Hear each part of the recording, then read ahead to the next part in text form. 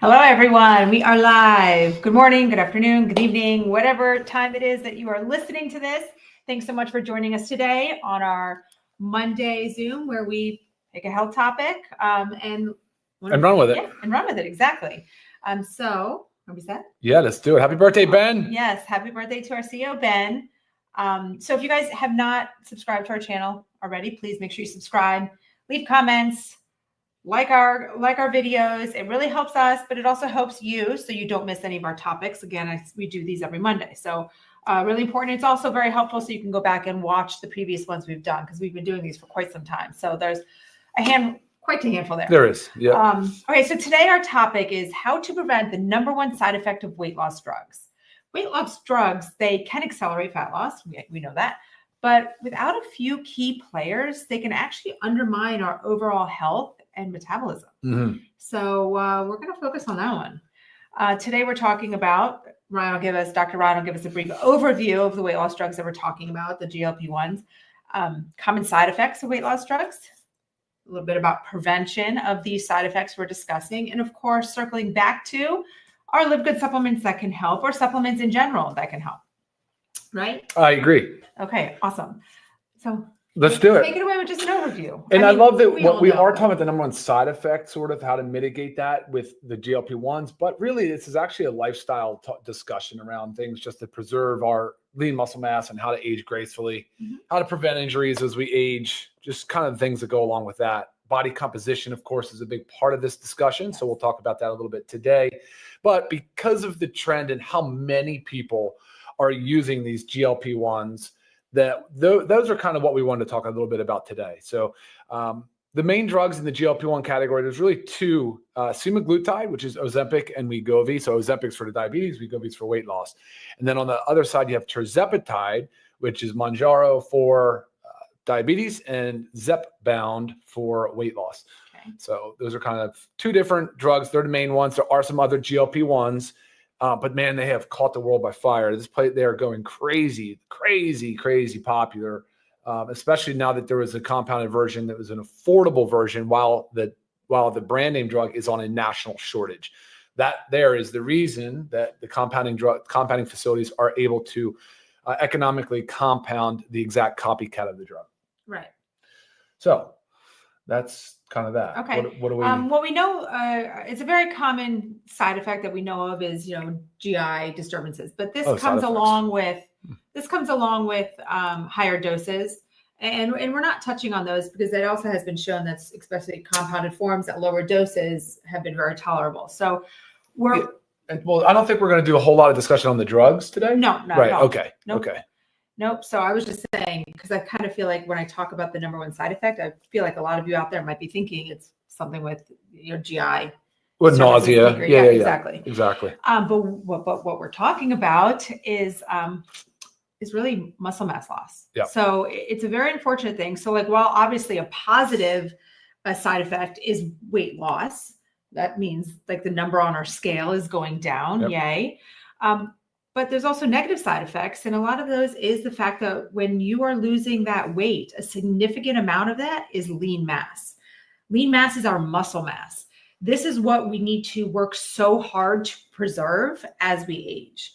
And it's an unfortunate thing. So if you're on these weight loss drugs and it's very exciting, you see the weight loss, there's really no extra focus on preserving that muscle mass. You don't really notice that it's going down. So a few studies have showed that half the weight is lost in fat mass and half the weight is lost in lean mass. So say you just lost 20 pounds, 10 of it's fat, 10 of it's your muscle. Well, let's clear that up real quick. Okay. So fat mass and non-fat mass. So the non-fat mass that you're describing as lean mass is muscle mass, but not just muscle. Most of it's muscle, right? But you still have connective tissue. You have bone mineral density.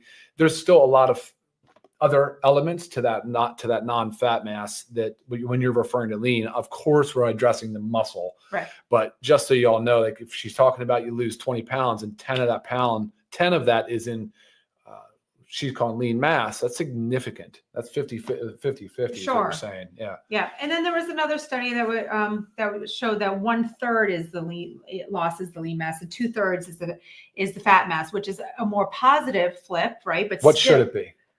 It's hard anytime you lose weight. It's hard to not lose any muscle in it, but you're going to lose some. Right. When you lose weight, you're going to lose some muscle. But I mean, as little as you can. I don't know if there's a defined number, but historically, just with caloric deficit and increased training, you would want to see about a 75-25, roughly. Okay. 75% in fat mass, 25% non-fat mass. Wouldn't want it any further away. So when you're hearing that it almost flips to a third of its fat mass and up to 2/3 of the weight lost is lean muscle or non-fat mass, that's scary. Right. That's a huge. That's what we're talking about today, guys. This number one side effect. So losing that non-fat mass and how to mitigate that. Right.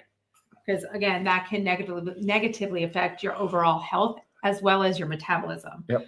So while you think you're doing something great for yourself, you know, negative things are going on. And then another one, like I just want to touch on too, is the micronutrient deficiencies start to increase because you're eating less food. Sometimes it might not be the most nutrient dense. I mean, your appetite's a lot lower. So you're not getting all the nutrients that you need. Again, we already don't get them from our diet enough and need to supplement, but this is even more important. So if you're someone that's, you know, on one of the weight loss drugs, or you know of someone, I just pulled our stuff out here because obviously you need your multivitamins, your vitamin D, your magnesium. These are all used to help prevent micronutrient deficiencies.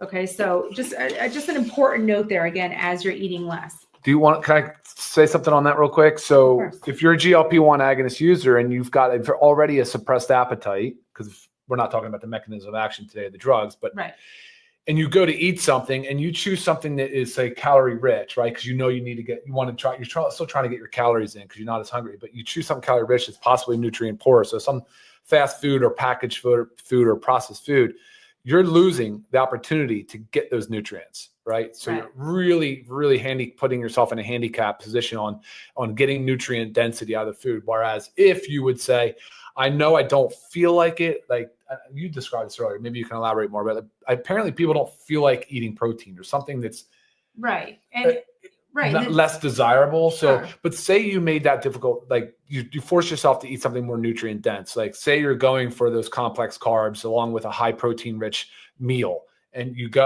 that is the wiser decision. But I think the challenge is that people just aren't craving those things. Right. They don't want to eat them. They're kind of repulsed by it. Yes. So it takes. I mean, example, even if this has nothing to do with the drug, say you're just really not that hungry. Right. But you know you need to eat. It's lunchtime. Sure. And to think about eating that 5-ounce portion of like a chicken breast is kind of like, whoa, right? Just wait, if you're not hungry, if you have no appetite, it's just totally not appetizing. So you go for something that's a little bit like easier to eat. I don't know what. Or sweetened or something that hits or maybe just a piece of fruit, which fruit is healthy. But again, you're not getting the protein that you need. So, and again, yes, we're talking about weight loss drugs, but this goes with anything with like weight loss too. Because with weight loss, again, comes a significant portion of muscle mass. So I want to talk a lot about the prevention because there are things that you can do. So we're not saying take the drug, don't take the drug. We're not your doctor. We don't make these decisions. There's pros and cons, for both sides. I don't know. For many of you, you might know, we actually do have a LiveGood clinic side where we do sell the weight loss drugs. And this is just to help because we know that there's a powerful effect. And honestly, guys, like obesity is a problem. And with obesity comes all other kinds of health conditions, heart disease, diabetes, Alzheimer's, like it's all there. So if they can be used to help get that weight down and jumpstart it and get rid of some of those, negative health conditions. I mean, it's a positive, it's a win-win, but just doing it, we're wanting to help you do it the right way. But also we started a LiveGood clinic to help educate you on if you are taking it, what you need to do with taking it, as well as help save you some money because they can be very expensive. No doubt. So that was just a little shameless plug right there. But okay. Fine. Right. So prevention.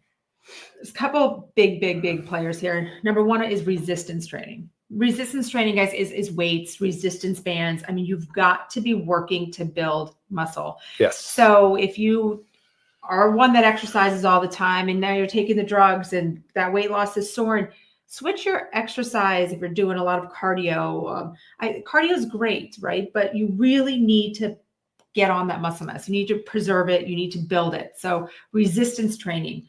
2 to 4 times a week. I hate saying 2 because I'm really more of a fan of like 4, but I understand that everybody's different. So really challenge those muscles, lift the weights. Exercise is so important during this time. In all times. Yeah. Load bearing. If you're going to do, like, let's just pick it. If you're going to do 4 days a week of resistance training, at least two days, lower limbs. That's just my opinion, guys.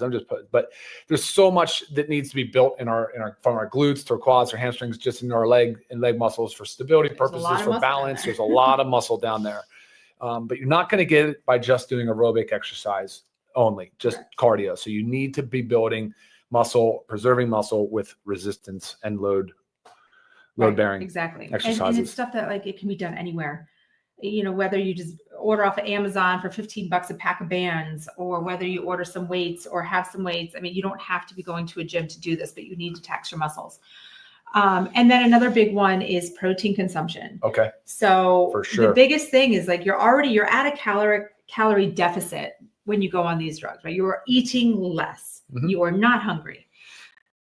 So with that calorie deficit, if you can continue that calorie deficit, but without a protein deficit, that means do not decrease your protein consumption. And I say a lot, and I know that I'm on the higher end of protein, but, you know, on average, 1 gram of protein per 1 pound of body weight. And I know this is on the high end. I understand,